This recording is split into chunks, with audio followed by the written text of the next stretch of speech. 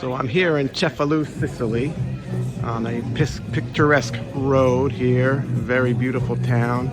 Here with my good friend Martino over here. And on this road here, it's all full of shops, so you see little shops here selling dresses on the left, little touristic shops. On the right side, you have some restaurants, B&Bs, hotels.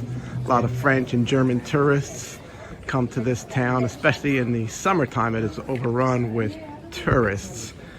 And, you know, back in the day, I remember there were not too many Americans coming here, but now there's more and more. They're catching on. It's a beautiful place. You can see the Mediterranean Sea straight ahead. And on the right, there's a lot of restaurants here that overlook the water, so it's a great place to dine. Very picturesque here on a Saturday morning in Cefalù.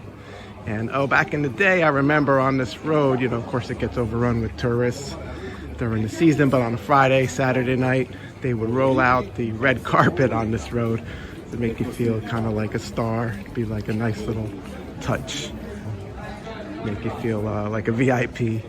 And of course, there's a lot of little bars and restaurants here, very lively.